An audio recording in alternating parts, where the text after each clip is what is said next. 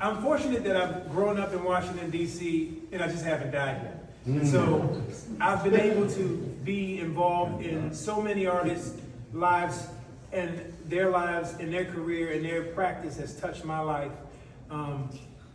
This show is showcasing the work of Craig Craft. Now, normally for those who know, the East of the River Art Exhibition has traditionally been a group show. And over the years, we've tried different things. Maybe a group show, maybe 2 or 3 artists. This is the first year we decided to have a solo show. I met Craig Craft in 1998. And I was an assistant at the Firehouse on R Street. And whenever we weren't working on neon projects, we were working on other projects. And I learned so much. I got so much skill, and I learned so much about watching this man's work ethic and his attention to detail. And I even got a chance to get casted in like Hydra Stone or whatever it was. I got a body cast, and that was... Terrence, it's actually next door up in the corner. It's next door up in the corner, yeah. I may still be picking plaster out of my hair on my legs. To watch his work evolve and his practice and the times we're in sort of meet at this point in time right now, I think is crucial. And so to have a show like what you see here now, Emergency Neon, I think, and given the climate that's happening now and what's happening in Florida and so forth, I couldn't think is more timely. So I just want to congratulate you for for the contribution you've made to our city, and your work with the Smithsonian, and I'd like to just give you the floor if you like to say some things about your work in this show. And ladies and gentlemen, Craig Craft.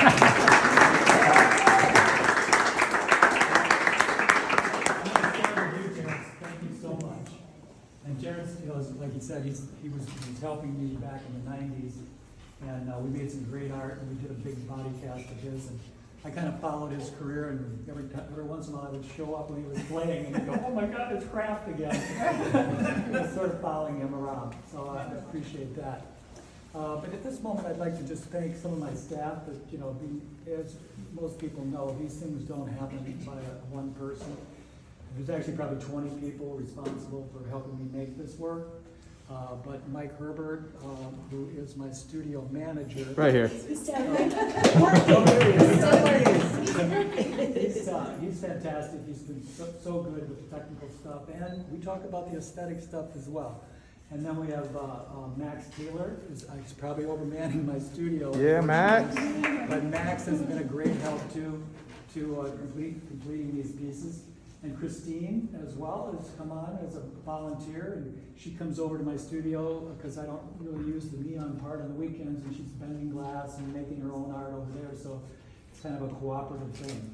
And then I also want to thank my girlfriend, the poet, Lee Woodman, who thank the girlfriend. responsible for this spread here, which is just so nice to have here at the opening. And I'm just so grateful for these kind of people helping me. But anyway, I'll talk a little bit about the show. Oh, wait a minute. I also wanted to thank Libby. Oh, that's right.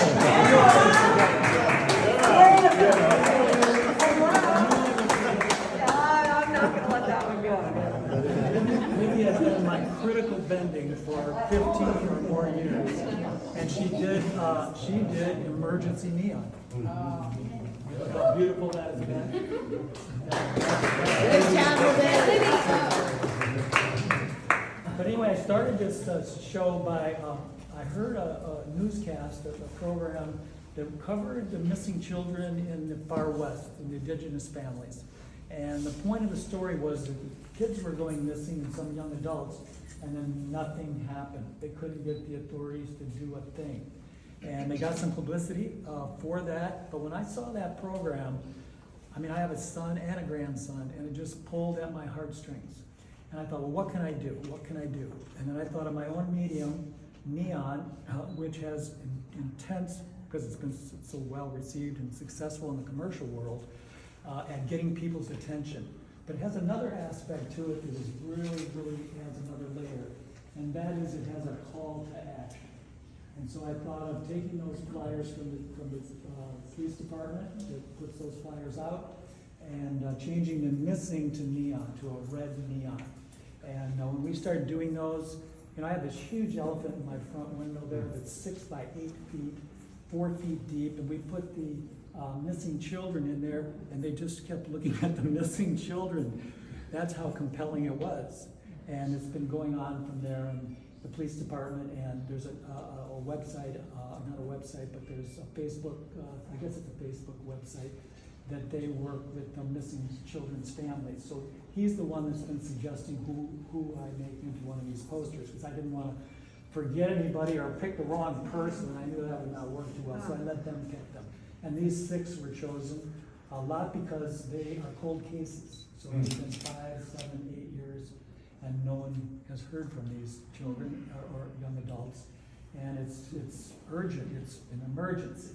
So those were the ones that were picked. But then once I started that, I started thinking, well, there's a lot of emergencies in this world. And I have a political side to me, so of course I wanted to make the Stop Putin sign here.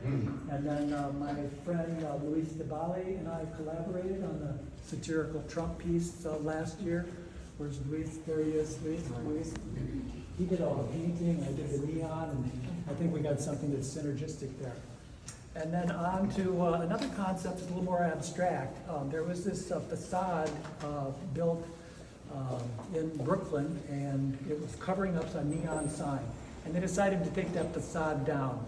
And that was like 32 years later, and they took the facade down, and inside there was the neon sign for that business. So it had been beaming in there for 35 years.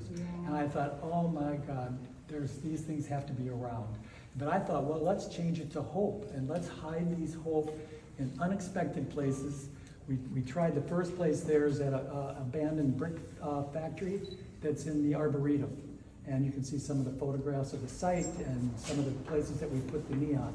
So these hope signs I'm hoping to get placed around the city with some explanation. And so that's the next piece. But of course, the most urgent international issue is climate change. All we have to do is just turn the TV on and we know that's what it is. So for the past year, with my 2 assistants, we've been working on this piece in the back there. Mike just added sound to it. So it's quite a multimedia piece. I'm very proud of that piece. And then, I just happened across, and I've seen this before, the knotted gun, the sculpture that's in front of the United Nations building in New York. And I had made a knot in neon when I was young, and I thought, I bet I could make another knot. I didn't realize how hard it was. You have to stick molten glass through a molten ring and pull it out the other end. So it's actually kind of dangerous. But I got a version of it for the neon gun there, the knotted gun. And then all of this kind of reminded me of how do ideas come forth for artists and anybody. And I got this image of the light bulb, which is a classic image for ideas. And then the spilling of yellow light down the wood. And I just think it really kind of captures that moment when an idea is so good that it spreads on its own. And I feel like a lot of these social and political issues are spreading. So I think that about covers my show in here. Again, I'm so glad you all came, even though it's raining, although I don't even know if it's raining anymore. So maybe it all turned out good.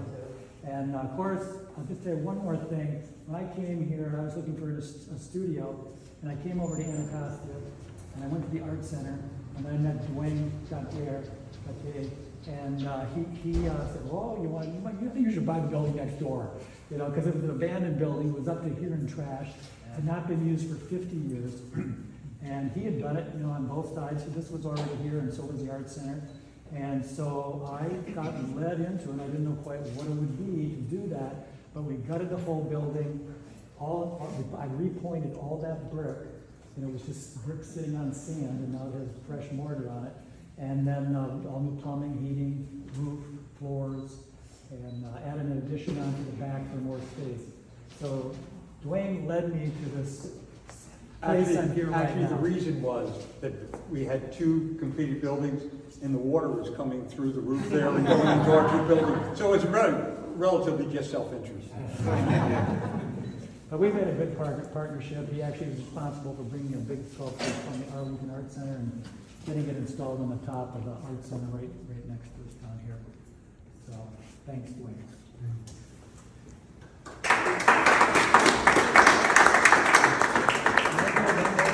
Been helpful here as we set up the show is Dion.